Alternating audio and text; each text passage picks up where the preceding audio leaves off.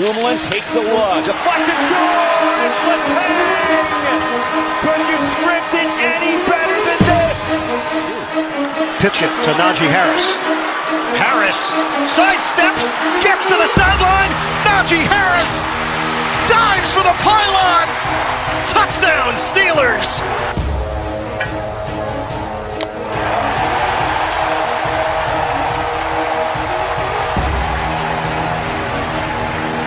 I don't think I expected anything less. That's unbelievable. It is absolutely incredible.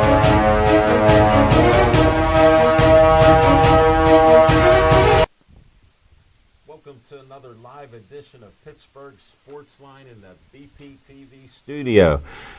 Right here in the Municipal Building, 5100 West Library Avenue. You all know where it is. You've heard me for years saying it. We appreciate you. Hey, I got to tell you, the countdown to 1,000, we're at 991. 9 more shows for 1,000 on Pittsburgh Sportsline. Can't believe 14 years has passed by like this. Thanks for watching us on Facebook.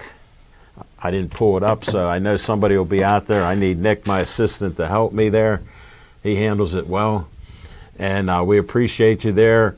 We were at 7453 the last time I checked followers, so that's a huge high that we got. Jose Carabella of Ray Schaefer Boxing Association got us about 200 people more. So shout out to them. We appreciate it. We're holding steady at 400 on YouTube, so we're trying to get up there. I got to check that phone and see. Oh, okay, we got Chief, Teresa Mariano, Marco Rody's watching. Thanks for tuning in. And we're just honored and blessed to be doing these shows. Lots of sports to talk about. Al Levine, the talking machine. It's hard to say, but when your best friend goes to a hospital 3 times in 2025 and he's still alive, we got Lazarus, Smoking Jim Frazier. I'm doing great, and I'm back. Frazier. Welcome back, buddy. Don't tell them how you are, because you're great before, you're great during, and you're great back. We got it all on film. Chip Hayner's here, Nick Callis, and we're going to promos in 10 seconds.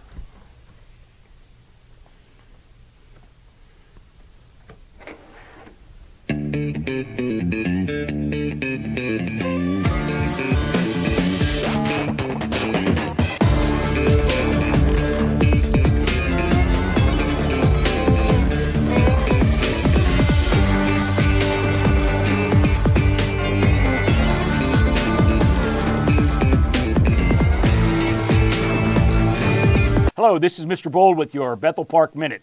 The award-winning Bethel Park Farmers Market continues this Tuesday from 3 to 7 p.m. in South Park on Corrigan Drive next to the ice rink. The municipality of Bethel Park is looking for qualified candidates for the wastewater treatment plant superintendent position. Bethel Park Recreation is still hiring summer camp counselors. They are looking for boys and girls ages 16 and older. The pay is $13.50 per hour. For all of your current job openings, go to the Bethel Park website careers page for more information and to apply. This Saturday is our monthly yard waste drop-off on Slater Road from 8 a.m. to 2 p.m. We will not, I say again, not accept whole trees that have been cut down or entire truckloads of branches. Bethel Park Public Works will hold their annual Touch-A-Truck event at the Public Works Garage this Sunday from 12 to 3. Bring the family for a wide variety of fun and free activities. Columbia Gas will begin work on replacing a gas main along Oregon Trail and Wells Drive. The work will take approximately 3 to 4 months to complete. They are proposing to begin work on Monday, May 21st. The work hours will be 7 a.m. to 5 p.m. Monday through Friday. Flaggers will be on site for traffic control. This has been Mr. Bold with your Bethel Park Minute. Frank Fanera, owner of Olive Oil's Pizzeria and the Hillcrest Shopping Center on Route 88. Call them at 412-831-1900. Every Tuesday night, Olive Oil's Pizzeria provides the host and the amazing volunteer crew with an XL pepperoni pizza and a full steak hoagie. They are delicious. Olive Oils is proud to support Pittsburgh Sportsline and the volunteers at BPTV. Stay Joey strong. Joey Fabus died at 8 years old of brain cancer known as DIPG.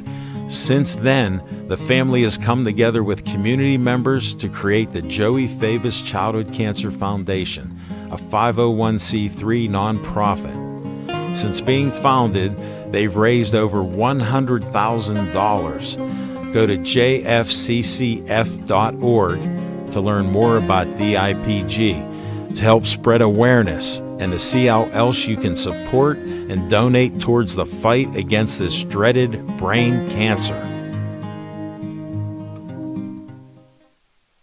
Always Be Smiling, a 501c3 designed to help children and families in need of kidney transplants. The B stands for Bennett, whose memory is embedded in this organization by his parents, Kristen and Dean. Despite the challenges he faced in his 16 and a half years of life, Bennett always had a smile on his face and spread kindness to everyone he could. Now, Always Be Smiling wants to pass on that kindness. Go to alwaysbesmiling.org to learn more and see how you can support or donate to this organization.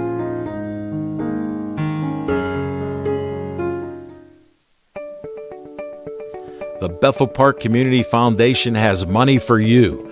I'm Al Levine, trustee on the board of this great organization. The BPCF focuses on raising money to provide scholarships, grants, endowments, and more. Grant requests are available online from $100 to $5,000. You can also attend fundraisers or donate. Go to bpcf.org to get more information and to stay up to date on upcoming events. The Bethel Park Community Foundation, focusing community resources, building for the future. The Bethel Park Historical Society is a 501c3 that serves Bethel Park. The Historical Society operates out of the Schoolhouse Arts and History Center, located at 2600 South Park Road. Look for the red and white trolley right out front. Reginald's Coffee is inside, and I've heard it's the best coffee around. To visit this great historical venue, email historicalsocietybp@gmail.com.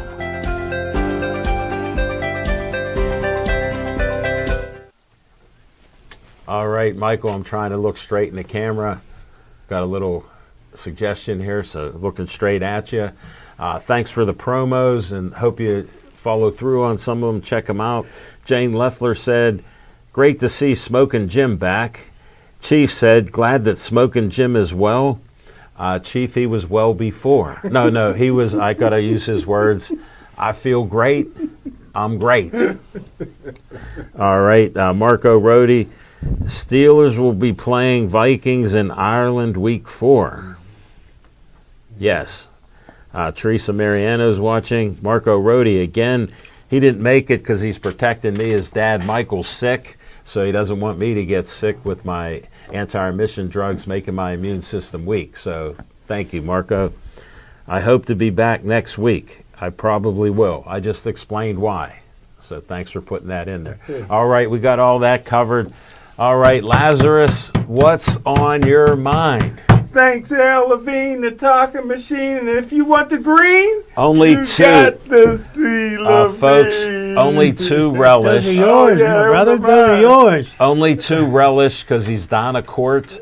And God blessed me that I knew he'd be weaker today, even though he's always great. So what's on your mind? Hey, I want to first of all thank everybody for all the prayers, and especially my main man, Al Levine, the talking machine, who went over and above the call of duty. I appreciate it, Al. You're welcome. You're welcome. Thanks for the 11 seconds of silence. But You counted? Hey, I feel great. I want to give a shout out. Oh, that one question. Did you count, or did you just trust me on saying 11? Yeah, I trusted you.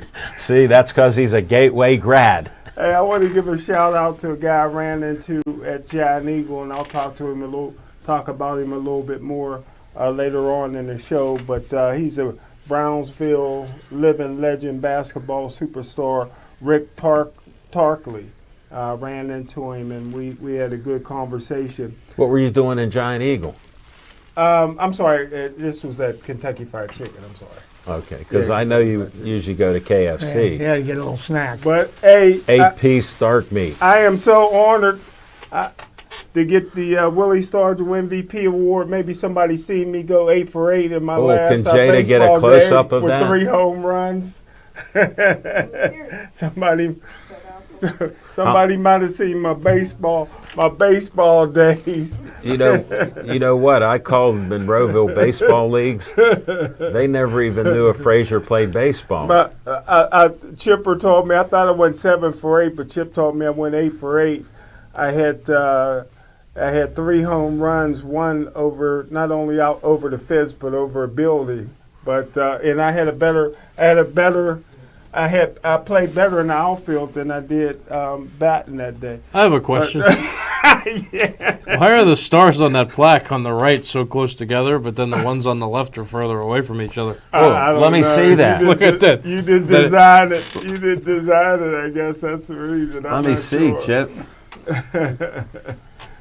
Whoa, they are. They're not What an evenly honor. spaced. Anytime you get an association with Willie Stargell, that got to make you feel Congratulations, Jim. May Willie maybe the Willie greatest Stargell pirate rest in peace. And One of them. good. Yeah, One of them. if not the greatest. Yeah, Yeah, was any of his family there? Willie Stargell. No, I was being serious. No, they didn't make it again this year. Ah, jeez. Hey, Al Levine, the talking machine. I tell you what, Jada, I am dressed from head to toe. I got my Roberto Clemente hat on. You guys want to see that? This is the Roberto Clemente. I got my Adam Frazier jersey on. You know, the Willie Stargell Award. You know what I mean? And you know what would go great with all of this? Ginger ale. It's a Paul Skees bobblehead. I heard you got a pair. Chip, yeah, how can I get it, brother? Can I get it like the Black Barbie doll? hey, Smokin', our volunteer Brad won it. So How did he win as old as he is? we pulled. Everybody's name is in a Y'all hat. should have took that name out the hat. He too old to win. You I'm two are the same age, right? But I wouldn't have been trying to go for it over Mikey and Marco and Chance. Did you get a breakthrough? You guys are the same age? I don't know how How old's Brad? Now we gotta find out how old Brad is. He's probably in his My 40s. But that's what's on my mind. I'm he's not my giving age. up on my Pittsburgh Pirates. You know, they had a little nepotism. Is that Neil Walker's brother-in-law that they just hired? Yes, it is. Okay. Keep it in the family. No, he's Objection. been, No, been- I object. They didn't hire him. They promoted him. Like He's- Dale the- promoted you. he's been a part of the team for 5 years. Yeah, he was a No, in 2020 he came aboard. as a bench. Neil got him the job then too. No, Neil was- no, you Neil know was who on got the him I the heard he job? owns one of them. I heard No. he owns a little restaurant. You know, in, you know who where he's who from. got him the job was Jim Leland.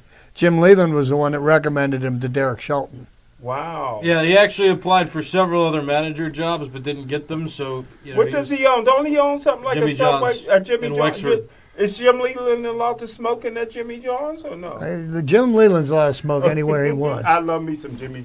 Hey, and by the way, we're finally here. We're finally here, fellas.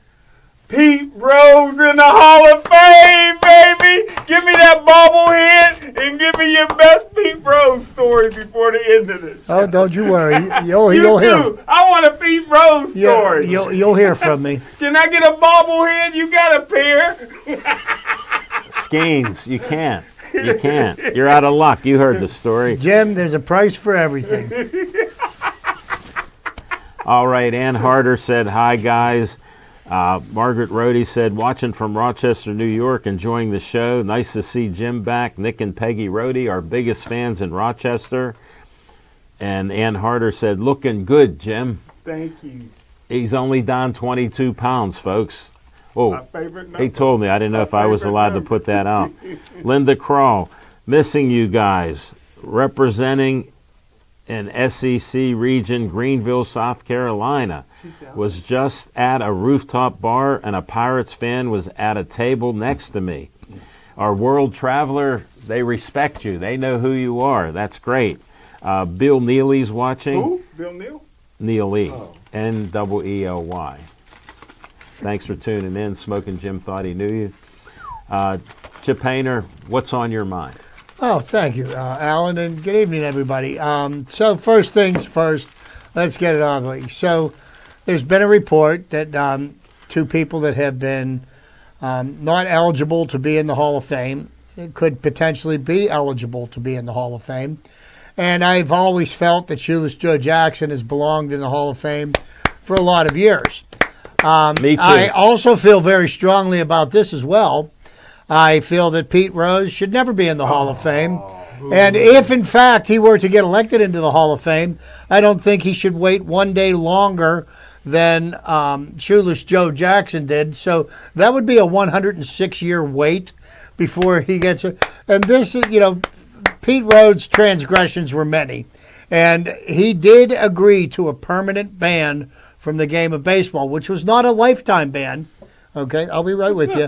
Which is not a lifetime ban. You went up too quick. I got a breeze from that. As per, and I'll paraphrase the rule, which Yeah. is Rule 21, Paragraph D.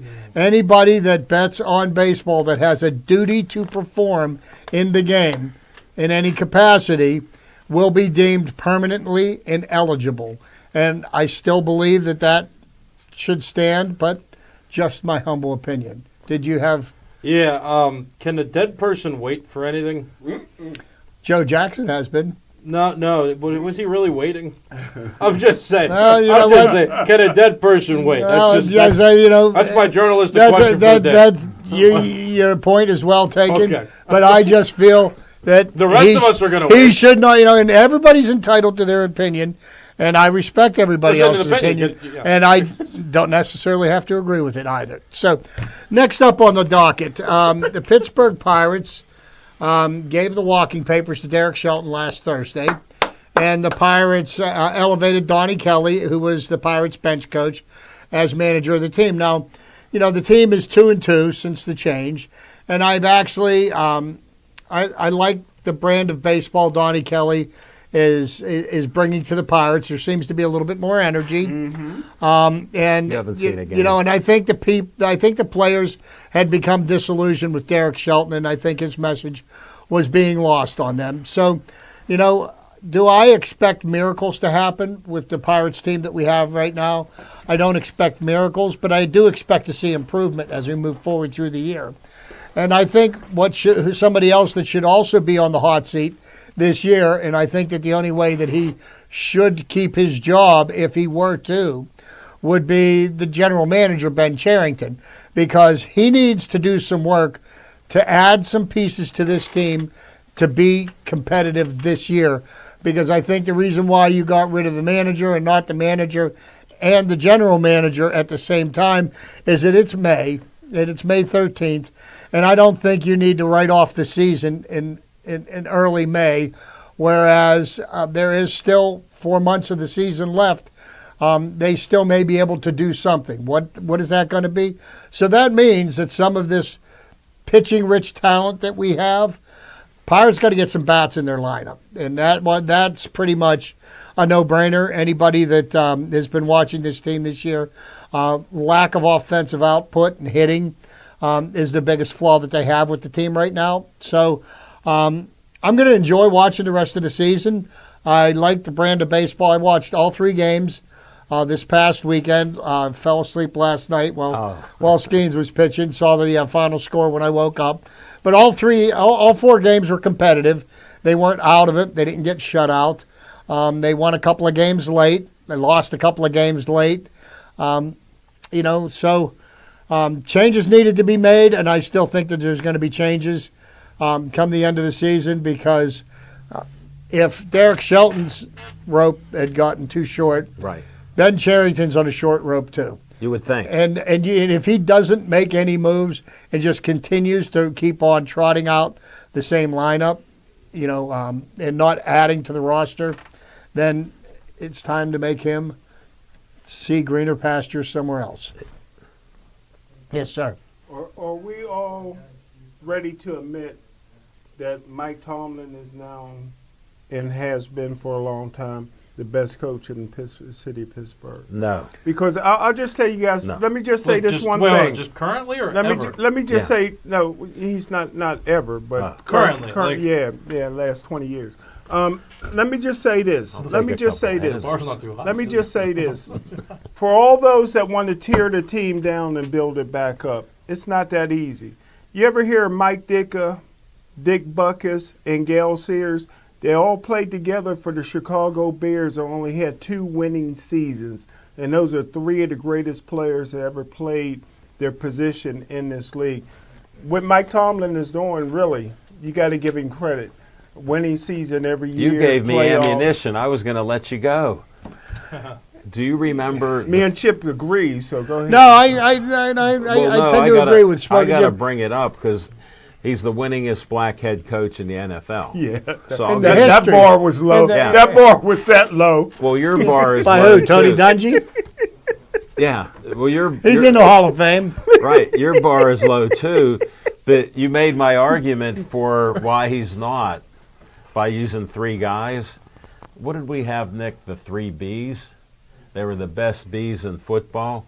How many Super Bowls didn't we win with them? How much didn't we? Yeah. An infinite amount. Every one of them. Yeah, whatever the number is. Good point. So that's why he's not. Yeah, when you consider, Mike Sullivan won a couple. 2. With so Mike Sullivan was Bosma definitely won 2. Sullivan was definitely the best. The one that got rid of Marc-Andre Fleury and brought the curse on the organization. They didn't bring a curse on the organization. They still made the playoffs. They were doing the same thing as the Steelers were. Did I say they would never win another Stanley Cup when they were the best team in hockey? Yeah, They but weren't the best. Give team me a in- little credit. They weren't the best team. They had just come off of a Stanley Cup. When Okay, they got rid of, 2018. I'll give thank that you, and one. I see it Yeah. right there. When they got rid of Marc-Andre Fleury, they would never win another Stanley Cup. Everybody thought I was crazy. Oh, no, we know. We don't think. We know. yeah, we know. Well, why didn't you? Give me a little credit. Well, since you since you got all these curses, why didn't you say trade Malkin when his value was higher, and now he's going to retire next year? Yeah, why didn't you say trade Letang before he had a stroke? Yeah. And went downhill. I don't know who they are. Yeah, you should have said trade Letang for Ovechkin. I would have said trade Malkin's dad before he kills Ovechkin. I heard he went after Ovechkin one time. What? Yeah, You wanna- Malkin's dad went after Ovechkin one time. You in know the locker why? He room. wanted to eat the borscht, and That's Malkin what I was going to wouldn't let say. him eat He it. probably wouldn't share his borscht. He didn't. Yeah, he didn't want to share borscht. He don't even know what it is. I don't know what it is. It's a delicacy. Delicious. Sounds delicious. It's not. Yeah, Is that like the tomato? That like the potato? No. No. I just argue there are several other poor moves there, smoking that caused the Penguins to go downhill. Not so much just that one in particular. All right, since we're on baseball, Marco Rodi's on fire at home. He's wanting to do something. That's my words. He said, "What do you guys think of MLB making every game a rivalry game this weekend?" I like interleague play.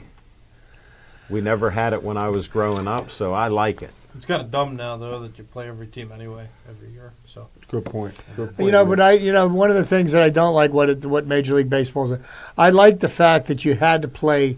There was a time we were playing each team in our division 18 times. Right. And I liked that because that meant that your division games Mean something. Yeah. because if you don't fare well in your division games, then you're not going to have a chance to win your division, Right. which the Pirates never did. But unfortunately, 18 out of 162 and 12 out of 162 also aren't too much of a difference when you look at it in the grand scheme of the season.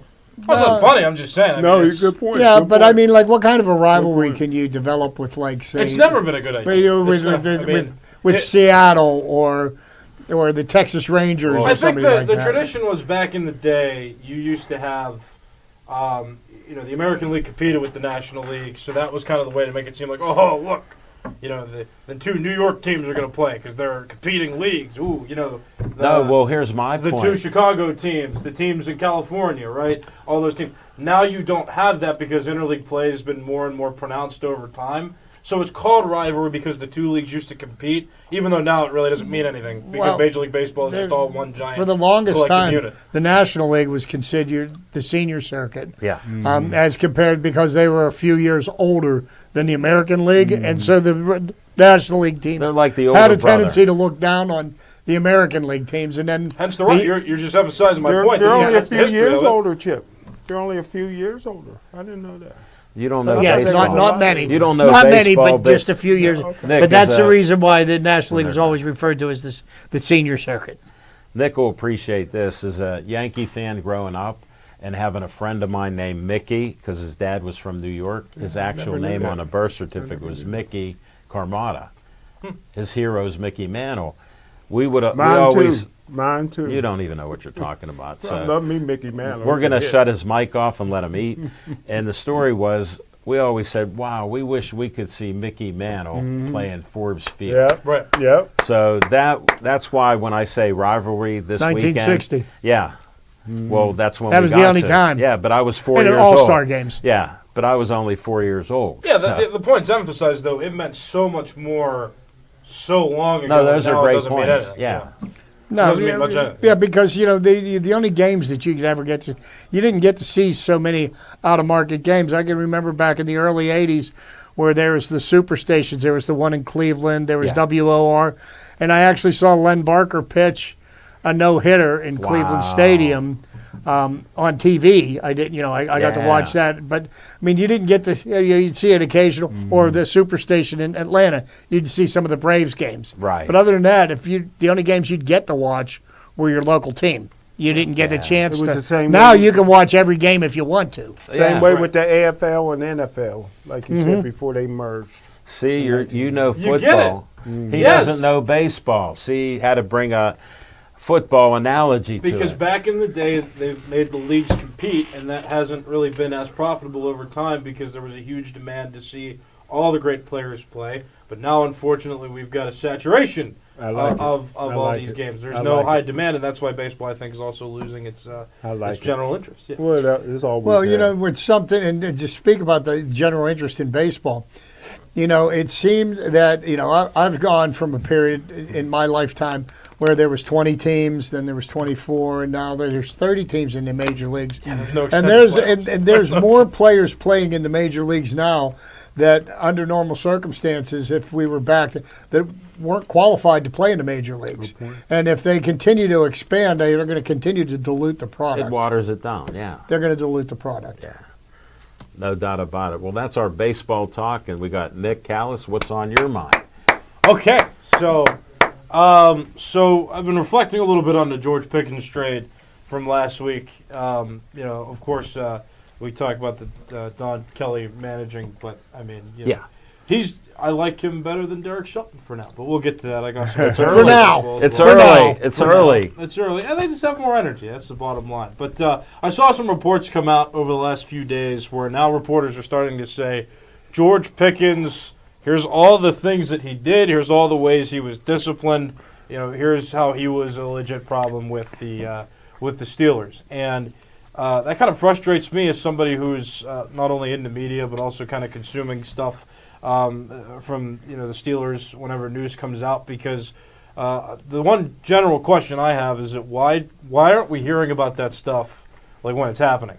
You know what I mean? Like, why aren't the reporters, the writers out there, the people that are close and have those strong relationship with the Steelers, like, why aren't they saying anything? I know 93.7 The Fan had some information last Christmas about George Pickens missed a bunch of practices and then was late to the game against the Chiefs over Christmas, right? And we were talking about it, but like nobody else was like reporting on it, so it made it seem like we were crazy. But now all of a sudden, George Pickens isn't on the team, and all these writers are comfortable saying that George Pickens was no good, and they spelled out and specified the discipline that happened. So to writers out there that exist and are reporting on the Steelers, perhaps cover the story in the moment and don't be afraid of the big bad team trying to come at you, and and don't worry about ruining the relationship with the team. You're the reporters for a reason. Report on these stories and don't be afraid of it. I mean, that's something that I think that we as Steeler fans deserve to know, because if you don't tell us that,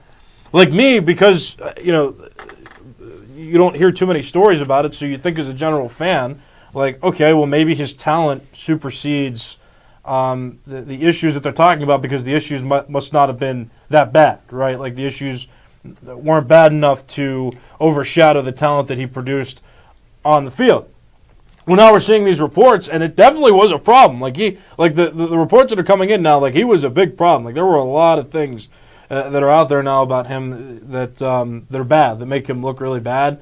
Like, I heard some before that he like skipped a week of practice at one point, and then was just given the ball during a game. And maybe there were out there that he was wanting to get the ball, and they weren't giving him the ball because he wasn't at practice, or he was late to practice on certain weeks. Like, there's a whole bunch of reports now coming in, and there's a bunch of reporters who are willing to talk about this now. But again, my whole point is, like, talk about it when it happens, because again, you're shading fans from from creating informed opinions, because you're not telling them all the information that they need to know. Great Mark the points. tape. That was great. Yeah, but that was great. and it's interesting that you brought this up, and I don't mean to be critical of you, but this is one of the reasons why that the people that are supposed to have inside information, There we go. they find out the things after the fact, just the same way that most of us do, which makes me, I'm a bit of a cynic, and I am skeptical, okay? Which makes me question the validity of some of the things that I hear reported on, and then you hear about other things that aren't reported on, and it's like, well, why isn't it all fair game? And that's basically the point you were making, and it should be. No, because, I mean, like, we heard from some people that, like, this stuff was going on, but we didn't know how to talk about it because nobody else was reporting on it. So, I mean, I specifically formed the opinion because I talk at 5 a.m., so good for me. Yeah. But, like, I was forming that opinion. I'm like, okay, whatever's going on, whatever we're hearing about, again, it must not be big enough to overshadow how he performs as a wide receiver. And so, like, everything gets questioned at that point. But, like, we were hearing things from the shadow people that I can't tell you about, right? But, but the reporters in general, like the people that you think you trust from, like, the newspapers and the columns and whatnot, like, they weren't reporting on it. So, again, it just... Do you think, this is the cynical part of me again, do you think maybe the reason that they weren't reporting on it because they were instructed to not? Okay, well, again, when you're a reporter, you are in charge of giving information to the public, and then the public can make a decision based on the facts presented. And so I would say shame on the writers for not displaying that, because they were afraid of the team. I mean, that's definitely it. They were afraid because without the team relationships, providing them with information, they got nothing to write about. Because as soon as you report on that, then, I mean, perhaps things get worse with Pickens, because, he's already established that he was a nightmare, and now we really know that he was a nightmare. So, like, I guess they didn't want to harm that relationship or cause any extra drama around the team, but I would just say, like, well, if that's going to happen, then why is the guy? It's just why is the guy there? It's easier to blame Tomlin. My opinion on this is that you have people in charge of what they want to get out, and they don't mind if you put out a little trouble. Like, does anybody remember when Deontay Johnson, Najee, and George Pickens talked about the coaching in Pittsburgh not being as good as the coaching in the SEC in Alabama? Well, guess what? That's why Deontay got traded. That's why Najee got let go, and that's why George Pickens got traded, because Smokin' Jim knows Tomlin.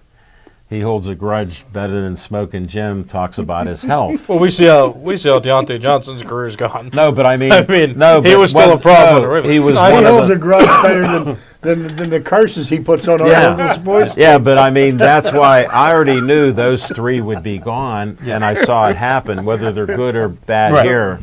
The synchronicity of players and players getting along, sometimes they give a little But that better also effort. brings, like, a question of, like, well, why are the Steelers drafting these type of players? I mean, that's, like, I guess also the big question is, like, why do That's a good question. Why do the Steelers let this thing keep Talk happening? to your boy Smokin'. It's like they keep pressing the double down button. It's like, you could take a big risk and you might lose it all, or you could, double whatever the prize would be. That's kind of what they're doing. I like that analogy. But they've lost pretty much all of them at this point. All of the trouble wide receivers they've tried to stick with and try to get the most out of has not worked.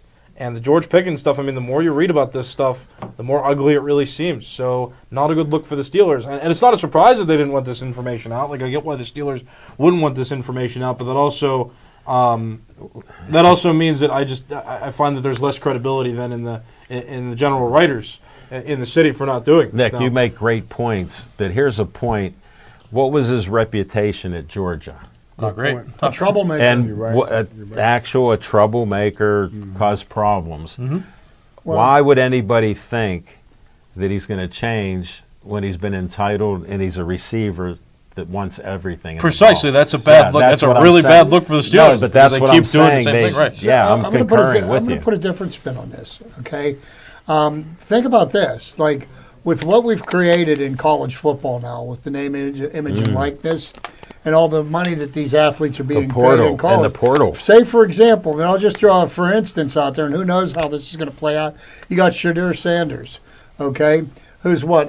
Was he a sixth-round draft pick? Fifth or round. sixth round? Fifth, yeah, fifth. Okay, so he falls into a certain level of pay as a fifth or sixth round draft pick, and he signed for 4 years. Yeah. Okay, so how much of a problem is he going to be for this team? Because had he stayed in college, he'd be getting paid significantly more money to play in college than he's playing as a pro. So say he starts performing better than the other quarterback that was drafted ahead of him.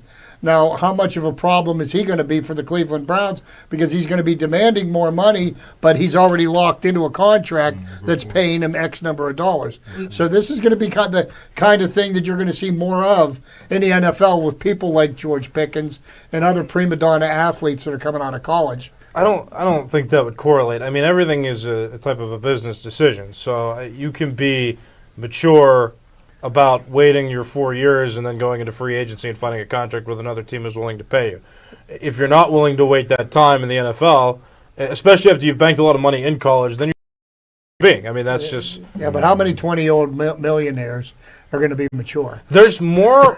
No, I'm serious. There are some now, There's more yeah. responsible people out there than not. And I know several athletes who are grateful to be getting paid so that they can sustain their livelihood while they strive to be professional athletes. You only hear about the problems. George Pickens is one person. Yeah. And Najee Harris wasn't a great running back here. I mean, he did well at times. Watch He your mouth. wasn't even Watch your mouth. No, I'm going to finish the sentence by saying he wasn't even bad and he wasn't even a problem. It's just it wasn't a good fit for the Steelers. So what happened after they let him go? He signed with a different team and he got a healthy contract. So you hear stories about the problems. Let's see what he does. But the majority of athletes are smart enough to handle negotiations better, and you can have a protest in negotiations while being a mature person.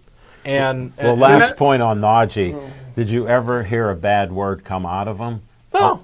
So I mean that was But a he- but different. He was a little sassy Yeah. at times, but I get Yeah. it. I mean, But Well, he was unhappy here in Pittsburgh. Derek Shelton was And sassy and at times. And it was You're right. obvious. Here's something to stick in your back pocket, Nick. I'll give you a little tip.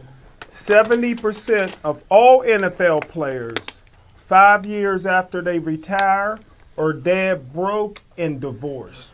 And where So you? stick that in your pocket. My traditional line, I guess, is going to be where does that information come from? I don't make What's mistakes. your source? I don't make mistakes. He's 90. You don't make I don't mistakes. make He's mistakes. 98. University of Gateway, because they start paying them young. 70%. All right, we're going to move on. So we the got NFL we got players about aren't 20 very minutes smart. left, so we They're can not still very talk smart. about stuff. Linda Kroll, smoking Jim, looking good like a Pirates manager or Yes. coach. Yeah. Linda and all the other fans that love smoking Jim, he doesn't know baseball. He could just be there. He's a handsome-looking I guy. played it for years. He's a liar. He's a known I tell liar. you what, I'm gonna vote for him to be the third base coach. I wouldn't know what to do out there. All Just go right. like this. Say, go on, go.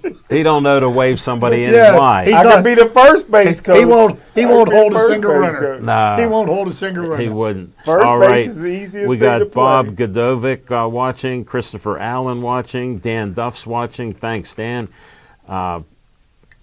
Casey Wilson's watching, Kimberly Halo. All right, we got everybody in. Wait, it's my turn. What's on my Yes, mind? sir. Yes, Yeah, sir. sure, Alan. We're picking your brain. All right. Well, you know I'm a fan of Judge. And Aaron Judge only has 14 homers, and he's only batting .414. Wow.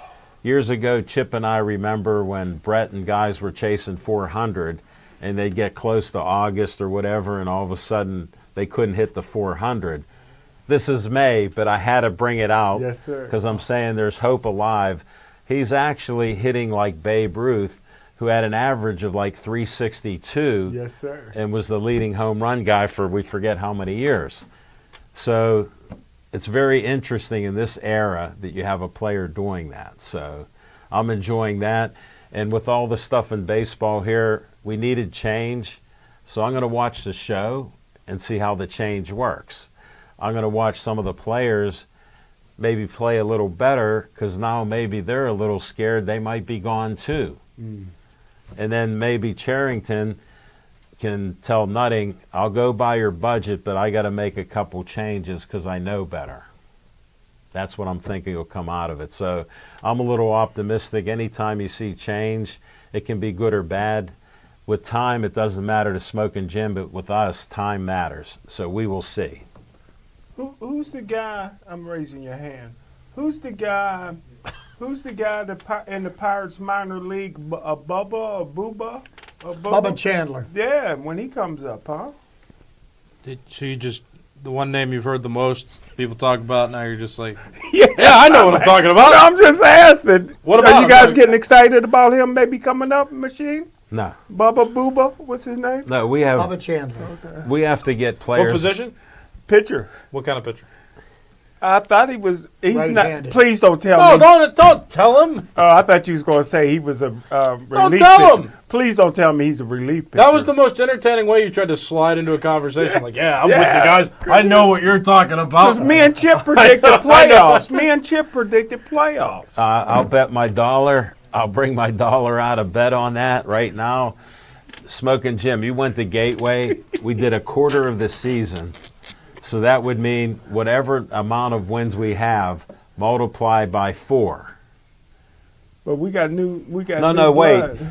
4 times 14, what would that be? That's up there. 64. Okay. He's a Gateway grad, KO. Nick and I graduated KO. It is kind of a shame. Like this, the Pirates could go like 60-60 for the rest of the year, and they'd still be at It's like 74 76 wins, Yeah. or something. So Yeah, they'd be 74. they have to go on an unreal pace through the rest of the season to have a shot at the playoffs. Bring up Bubba.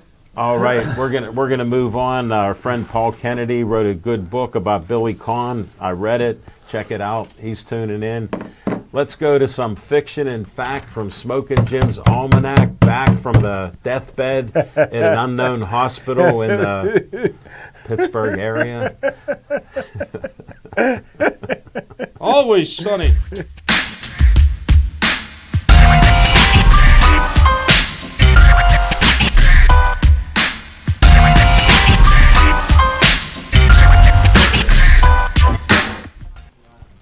Hey, thanks, Al Levine, the talking machine. We couldn't do it without my main man, Mike. He's on the ones and twos. He's doing everything out there as the director of the show. Great job. Was trained by. popcorn at the halftime too. Yeah, he was trained by the VIP of BPTV, Nicholas Callis. Hey, real quick, Al Levine, the talking machine. Again, I talked to Rick Tarkley from Brownsville. And you know I love the Mon Valley. We talked about a guy, Jack Durant, that was one of the greatest players ever at KLU, superstar player. But then we started talking about Ulyss Payne. And then he told me about this white boy that could outjump anybody that he ever seen before by the name of Joe Montana. Don't forget Ringo won it all.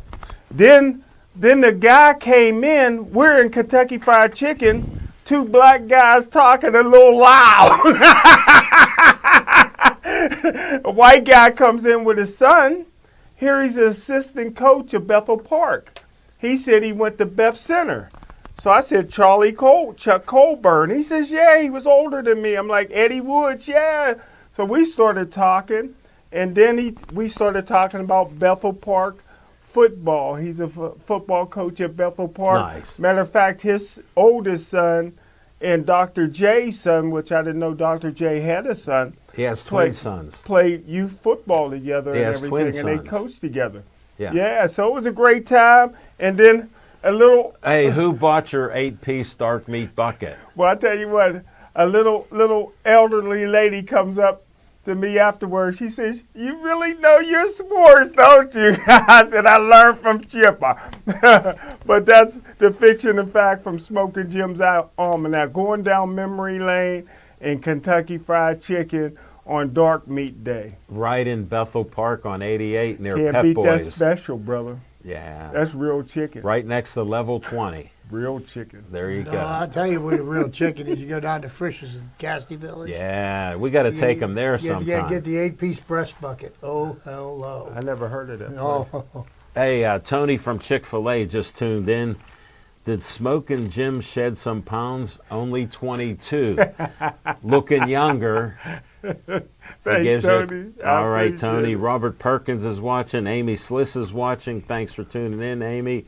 All right, let's go to Chip Hayner. Trivia time, 10 seconds.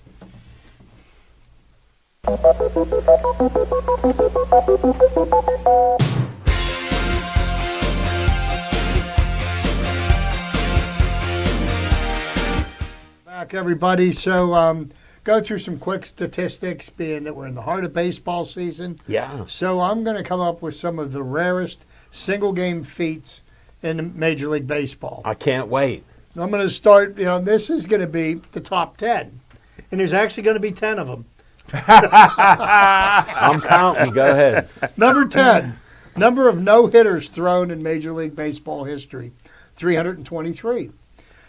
Number 9, immaculate innings. There's been 114 immaculate innings. Wow. An immaculate inning is getting through the inning on 9 pitches. Okay. Number 8, perfect games, 24. I was going to guess. Yeah. 24. Number 7, 4 home run games, Not too many. 18 in the Wow. history of baseball. Number 6, 10 RBI games. There's been 15 of them in Major League 15. Baseball history. Wow. Unassisted triple plays, 15. Wow, that's rare. Number 4, 2 grand slams in one game. Oh. That's happened 13 times. Number 3, 20 strikeout games. There has been 5. Number 2, 3 hits in one inning. Has happened 3 times in Major League Baseball No history. way. Wow. And number 1, 2 grand slams in one inning. And that's been done once. And that was done by I know. Fred. Oh, Fernando Yeah. Tatis. Yes. His son's At Dodger playing- Stadium. Yeah, his son's playing for the San Diego Padres. Good job, Nicholas. Nick came in. I Baseball- also know Josh Willingham was one of the players that hit 2 grand slams in a game for the Twins. Baseball records are so 2009. soft. Baseball records are so soft. 4 home runs in one game. Yeah, it's happened so many times. Yeah, I mean, I don't know why it don't happen more. Well, Smoking Jim, because 54 game hitting streak. 'cause That's of- soft. 56. That's soft. 56. Because soft. Jim, it's easier to strike out 4 times in a game than it is to hit 4 home runs. Well, that's what they used to say about the 4-minute I'm telling you, mile. look at me. Come out, do a fit. Oh, wow. Would you drop Roger Bannister on me? Smoking Did you hear Jim. that? Yeah. He just dropped Roger Bannister on me. Yeah. He used to say that about the 4-minute mile. Oh my goodness Smoking gracious. Jim. I hate to say it. It but just seems soft to me. have the you records. ever seen the top of Smoking Jim's head? All right. So I believe the do-rag hides a zipper that's on the top of his head. And since they cloned the sheep, Dolly, or whatever years ago, I believe they cloned brains. And this year, 3 times this year, they put in a new Smoking Jim brain to go down the rabbit hole. And look what he did. You can still, the offer still stands. I mean, you come to the field, you can try to hit, see how easy it is to hit the ball over the fence. We're just going to move on. Yeah. All right, let's go 10 seconds. Nick, VIP time.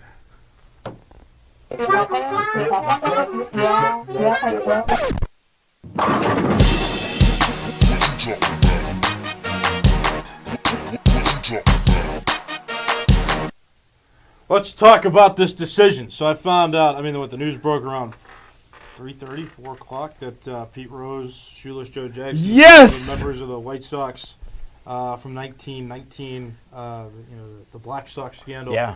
all going to be absolved of any ridicule past today, apparently. So Rob Manfred put it pretty well.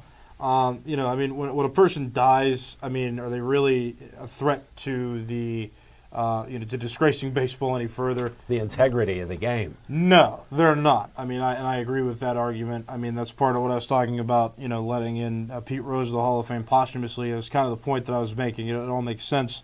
When I talked about this before was that, it's the guy's gone. Like, he's dead. He's not living anymore.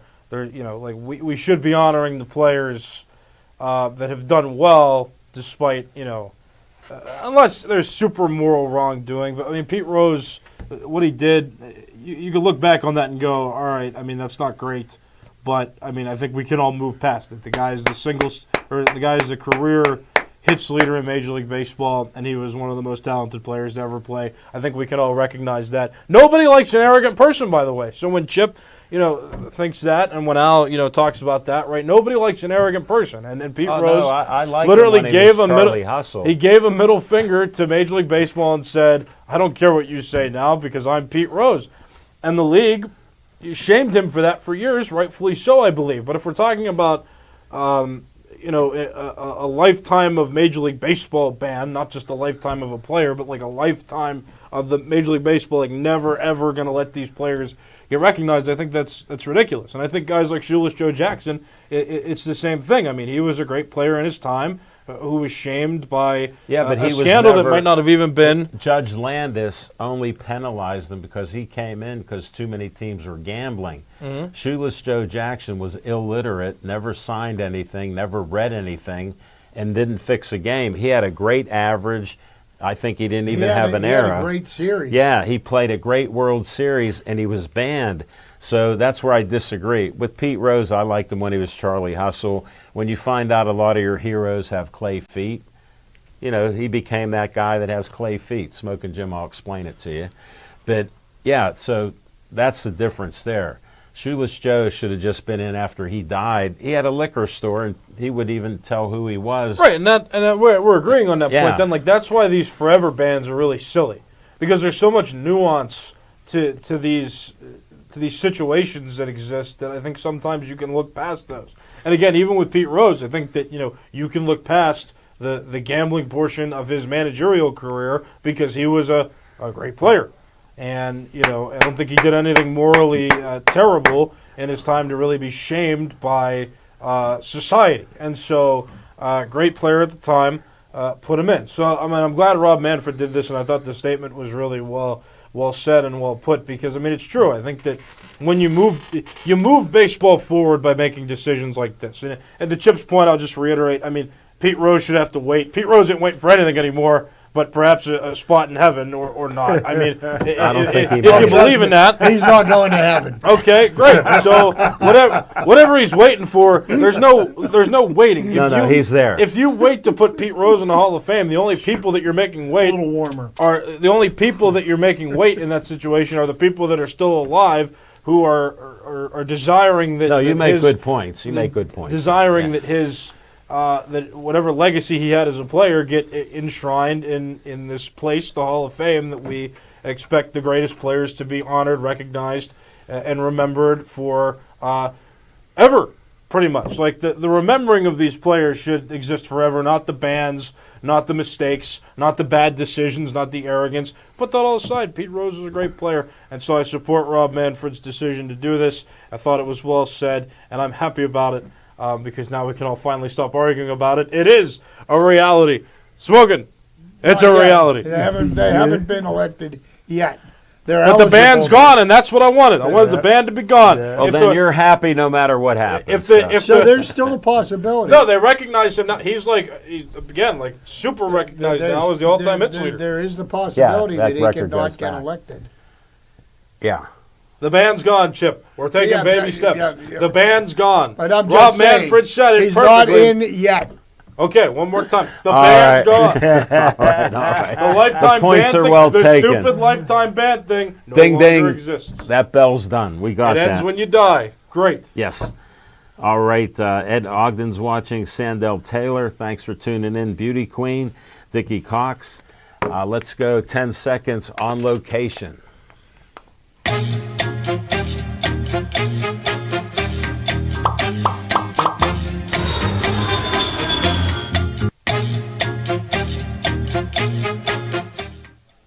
All right, on location, we're going to do it again. I did a special on location, Ray Schaefer Boxing Association. Smoking Jim couldn't make it because I didn't know what he needed to do, but he said he lost 22 pounds, or they took 22 pounds off of him. I don't know how or what that A means. lot of sponge baths. Yeah. And they did send a little note with him that they had to watch his diet. They didn't let him eat too much and no dark meat chicken, so he got 2 buckets tonight. But yeah, I interviewed Colleen Chaos Davis. I wanted to give an update. She was fighting very well at the first round. She got an illegal accidental headbutt, and there was no decision. So there's a talk of a rematch and all that, and they showed some videos.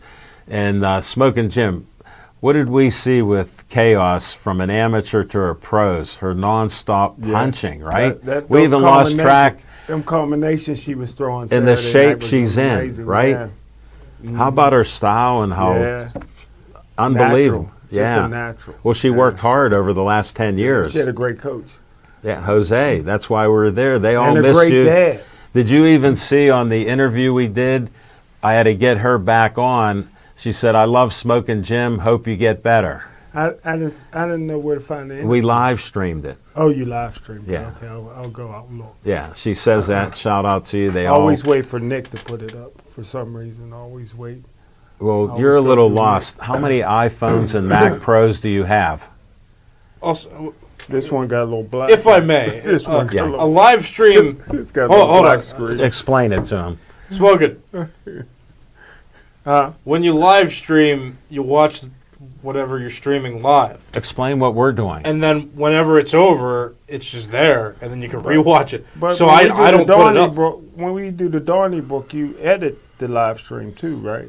Or Yeah, no? but this was a thing that didn't quite need Okay. edited. It was just a straight through. No, I didn't know. I don't know. For YouTube I'm and, not you know. technical. I'm not technical. Nick, you have to say it didn't change. It was. When we live stream, it's up there, whether you're Smoking Jim or Yeah. not. All, It's still there because Oh. he's muddying the water. all of this You is did above well. my pay grade.